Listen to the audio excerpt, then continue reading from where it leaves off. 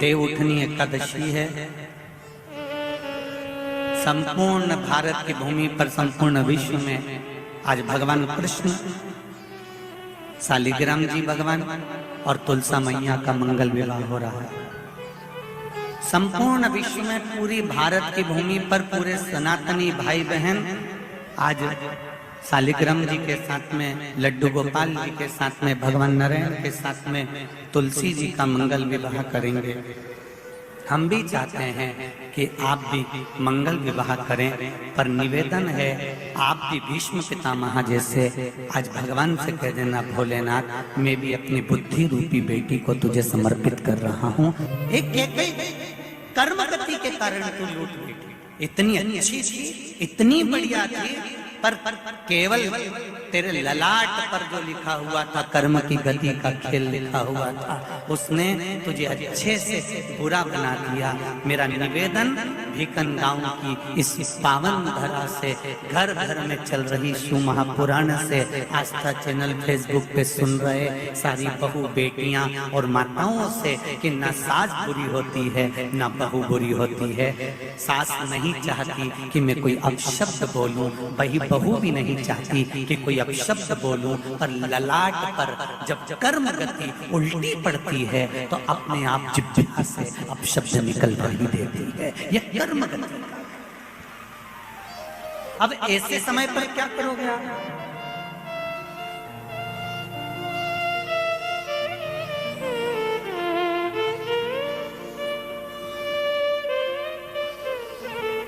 ऐसे समय पर क्या किया जाए? कार्तिक महीने में 2 वस्त्र की महत्वता होती है। ध्यान लगाना जरा, जितनी भी माताएं बैठी हैं, चाहे वो सासू माँ हो चाहे बहुएं हो, बेटियां भी कभी ना कभी बहू बनेंगी और आप भी कभी ना कभी सास बनेंगे, स्मरण रखें। कार्तिक महीने में 2 वस्त्र का विधान है, एक पीले कलर का वस्त्र और एक लाल कलर का वस्त्र। एक पीला वस्त्र है, एक लाल वस्त्र।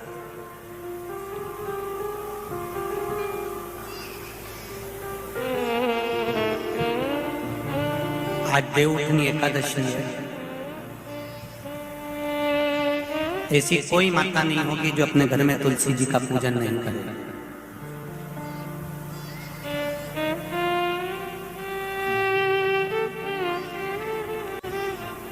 घर की माँ यदि आज देवउठनी एकादशी के दिन लाल वस्त्र, बैकुंठ, वैसे तो पचवीगन का महत्व बताया गया है स्कंद पुराण में, जो 5 दिन पीछे के होते हैं। आंवला नवमी से जो क्रम पचवीगन का चालू होता है, पूर्णिमा तक, बैकुंठ चतुर्दशी के क्रम तक, उसका जो महत्व, इन 5 दिनों की महत्वता वैसे स्कंद पुराण में कही गई है, पर आप समझें उसको। लाल वस्त्र अगर कार्तिक महीने में तुलसा महारानी पर ओढ़ाया जाता है और वही वस्त्र बाद में रख लिया जाता है संभाल कर, तो उस घर में किसी कर्म गति के कारण भी अगर अपशब्द निकल रहे होते हैं तो वो अपशब्द, वो वस्त्र रोक लेता है। वो वस्त्र रोकता है। कौन सा वस्त्र? लाल वस्त्र, पीला वस्त्र। इन 5 दिन में अगर तुलसा महारानी को चढ़ाया जाता है और उसको रखा जाता है, तो जिस नारी के गर्भ से संतान नहीं भी हो रही होती है, उसके कक्ष में अगर वो वस्त्र कुछ दिन तक रखा रहता है तो ये निश्चित आती है कि गर्भ ठहरता जरूर है। ये पीले वस्त्र की और लाल वस्त्र की महत्वता कार्तिक महीने में। अब कई माताएं कहती हैं कि हमारे पास में लाल वस्त्र नहीं है, हमारे पास में इतना नहीं है, तो लाल कलर का लच्छा भी तो आता है, नाड़ा। बोलो आता है कि नहीं आता? लाल, तुम्हारे घर में सिलाई करने का लाल कलर का धागा तो होगा ना कि नहीं होगा? लाल कलर का लच्छा तो होगा, नहीं होगा सफेद कलर का धागा तो होगा, उसको कंकु में लाल करना। पर उस वस्त्र की महत्वता को हम समझें। जैसे बांस की पिटारी में, ये तो तुम लोगों की परिभाषा है। आजकल की माताएं तो सुहाग का सामान प्लास्टिक की टोकरी में रख कर देती हैं, पर हमारे यहाँ नहीं लिखा कि प्लास्टिक की डलिया में सुहाग की सामग्री दो। हमारे यहाँ कहा कि जो वंश बढ़ावे, जो वंशकार होते हैं ना, बांस बनाने वाले होते हैं, वंशकार होते हैं, इनको तो तुम्हें रोज धन्यवाद देना चाहिए। जो बांस का टोकरी बनाते हैं, सुपड़ा बनाते हैं, बांस का सामान बनाते हैं। आज भी विवाह में हमारे यहाँ मंडप भी बांस का होता है, सुपड़ा भी बांस का, डलिया भी बांस की। सबसे पहले खलमट्टी अगर आती है शादी के ब्याह में, सबसे पहले मिट्टी आती है तो बांस की टोकरी में आती है। एक नियम है। क्यों? क्योंकि जिसकी शादी में मट्टी, इधर लाते मट्टी, जिसकी शादी में मट्टी बांस की डलिया में आती है, उसको संतान के लिए डॉक्टर को दिखाने की जरूरत नहीं पड़ती। जिसकी शादी की शुरुआत प्लास्टिक की डलिया से होती है, फिर उसको टेस्ट भी करवाना ही पड़ता है।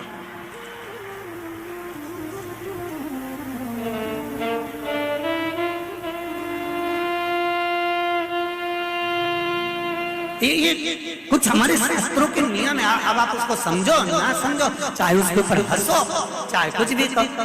आप चाहो तो थोड़े दिन बाद कह देना, बताओ शिवर वाला महाराज तो पगले जैसी बात करता है, तो उसमें कोई दिक्कत वाली बात नहीं है।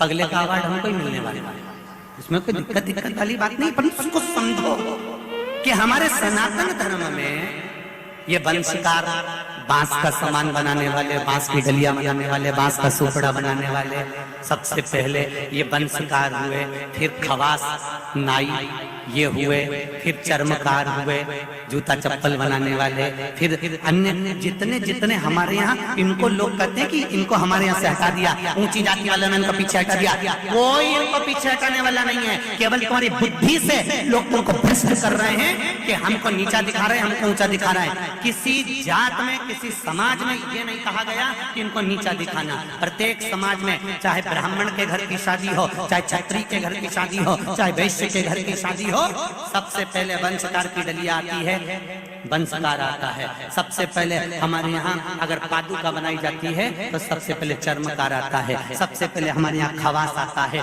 पहले इनको लाकर बिठाया जाता है। पहले संबंध भी सेठ खुद नहीं जाता था करने के लिए, खवास जाता था, वंशकार जाता था, ये जाते थे, संबंध पक्का कर कर आते थे और शादी हो जाती थी। ना लड़का देखता ना लड़की देखती। ये सब बाद में चालू हुआ। अब दुनिया के लोगों ने अपनी राजनीति को अखाड़ा बनाने के लिए कह दिया कि ये समाज नीची हो गई, ये समाज ऊंची हो गई, इसको पिछड़ा में कर दिया, इसको उसमें कर दिया। कोई नहीं कर रहा किसी को।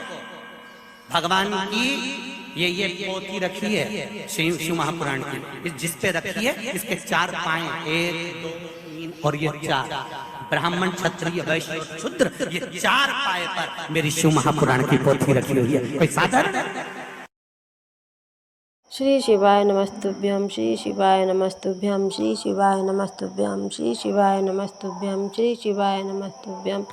जानकारी अच्छी लगी तो प्लीज़ चैनल को लाइक कीजिए, सब्सक्राइब कीजिए। Thank for watching, thank you. Har Har Mahadev, Har Har Mahadev, Har Har Mahadev, Har Har Mahadev, Har Har Mahadev, Har Har Mahadev, Har Har Mahadev. Shri शिवाय नमस्तुभ्यं, श्री शिवाय नमस्तुभ्यं, श्री शिवाय नमस्तुभ्यं, श्री शिवाय नमस्तुभ्यं, श्री शिवाय नमस्तुभ्यं, श्री शिवाय नमस्तुभ्यं, श्री शिवाय नमस्तुभ्यं।